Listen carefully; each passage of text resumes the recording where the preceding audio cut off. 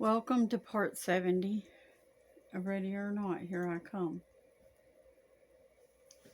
This is December the 24th, 2024 by man's calendar. And this will be my last part for tonight because I need to get some rest.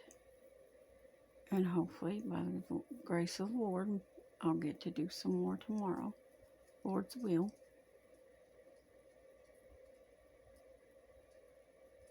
But let me jump on back into this Luke 13.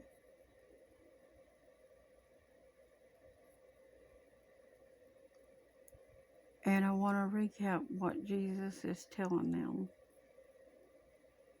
about the straight gate. Strive, this is 13:24, Luke 13:24.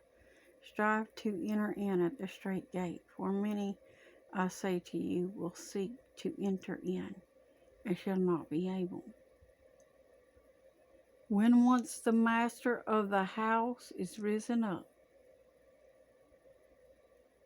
and has shut to the door, and you begin to stand outside and knock at the door, saying, Lord, Lord, open to us. And he shall answer and say to you, I know you not from where you are. Then shall you begin to say, we have eaten and drunk in your presence, and you have taught in our streets. But he shall say, I tell you, I know you not from where you are. Depart from me, all ye workers of iniquity. There shall be weeping and gnashing of teeth when you shall see Abraham and Isaac and Jacob and all the prophets in the kingdom of God, and you yourselves thrust out. It didn't say all the prophets. It said all the prophets of God. Right? Oh, yes, it does say all the prophets. Well, it's meaning them of God, of course. We sure ain't going to have none of them. That's a Baal and Buddha and all that. They're junk. Because that's false gods. The only way they can get in is to convert to the apostles' doctrine. But anyways, getting on into this. And they shall come from the east, and from the west, and from the north, and from the south, and shall sit down in the kingdom of God. Now, how can they do this if the kingdom of God isn't here? And behold, there are last which shall be first, and there are first which shall be last. The same day there came certain of the Pharisees, saying to him, Get you out, and depart from here, for Herod will kill you.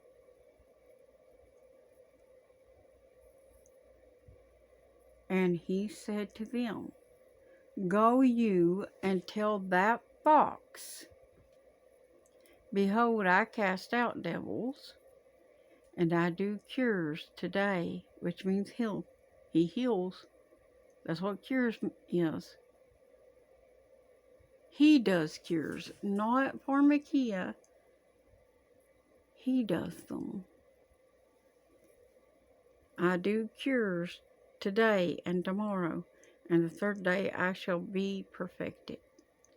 Nevertheless, I must walk today and tomorrow, and the day following, for it cannot be that a prophet perish out of Jerusalem.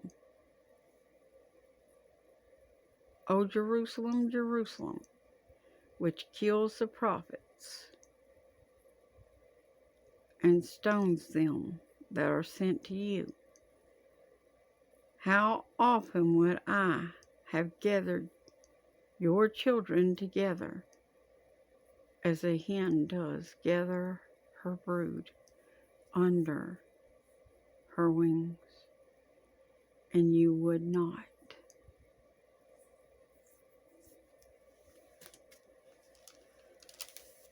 High upon a mountain stood a man with his head bowed low, tears streaming down his face like his heart was broke.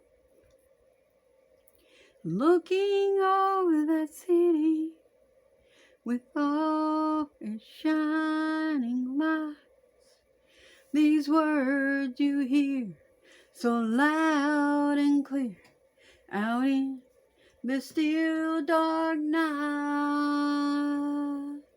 Jerusalem, Jerusalem, how often would I gather you underneath my wings, like a mother hen would gather her young, but you would not hear my cry. No, you would not hear my cry.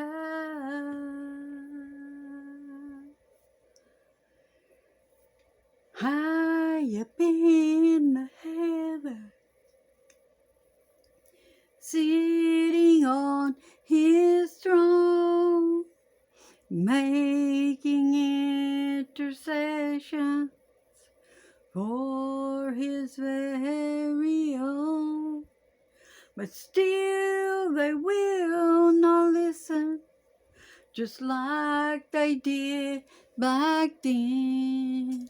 So he cries unto Jerusalem, but his tears are still in vain.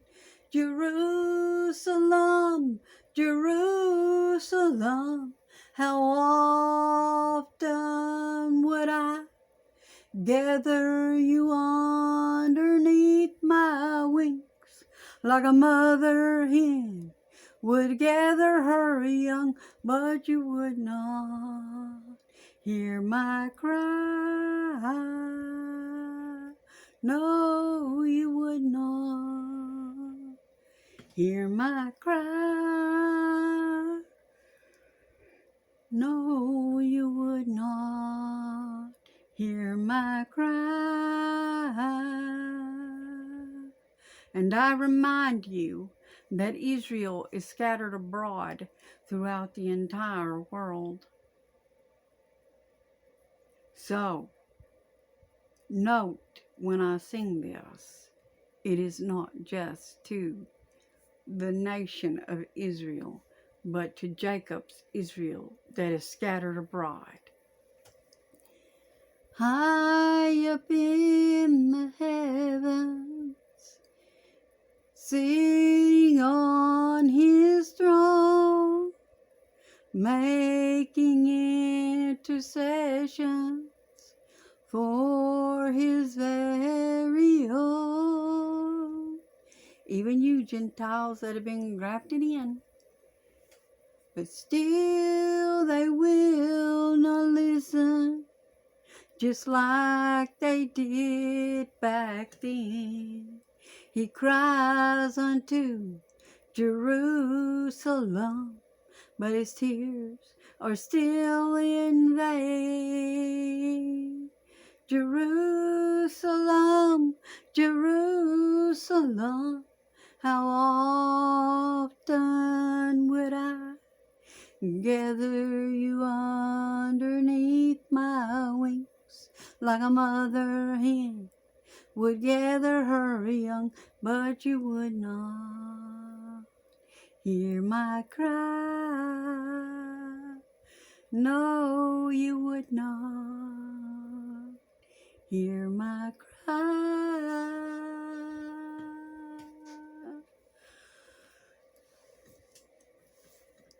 So, Jerusalem, I think it's time you start to pay attention. The Lord is calling.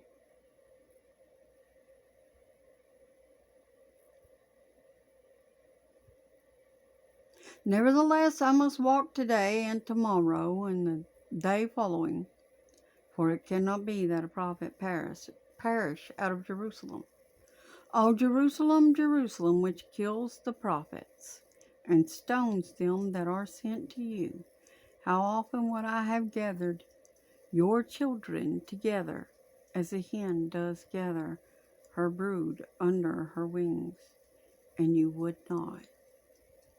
Behold, your house is left to you desolate.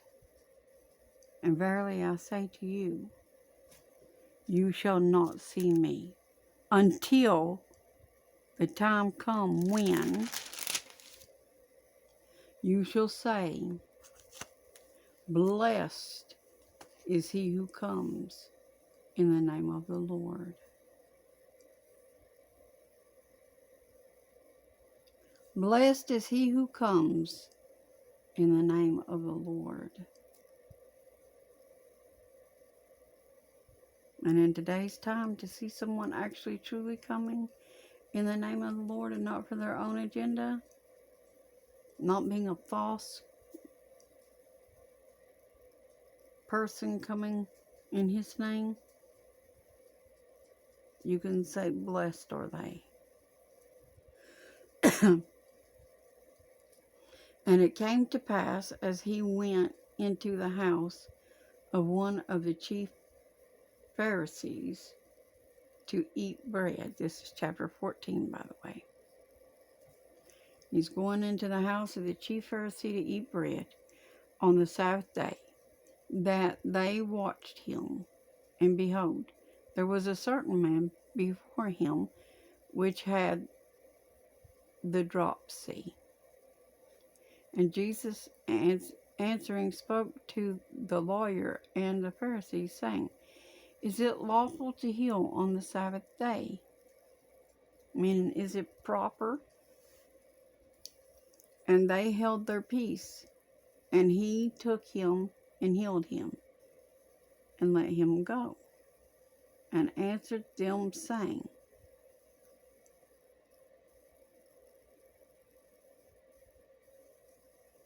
which of you shall have an ass or an ox fallen into a pit, and will not immediately pull him out on the Sabbath day? You gonna leave it in there to die?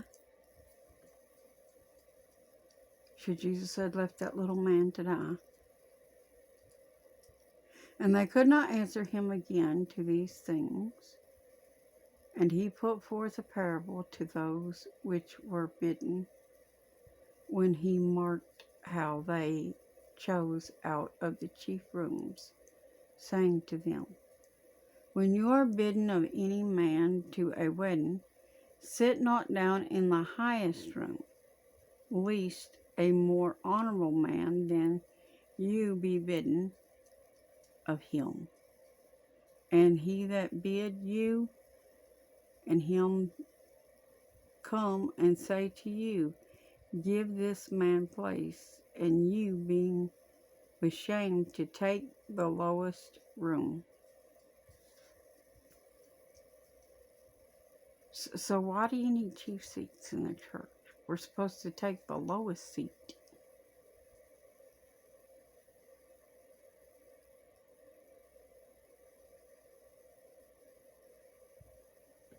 So why do you take the chief seats? Why do you want to be in front of everybody all the time? You do exalt yourselves. That's why. Instead of lowering yourselves. Well, one more honorable than you is coming to take your place. It's Jesus.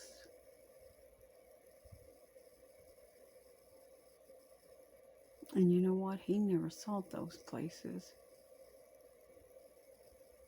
He sat with a poor man. Remember that. He's set in the low places. That's where we should sit.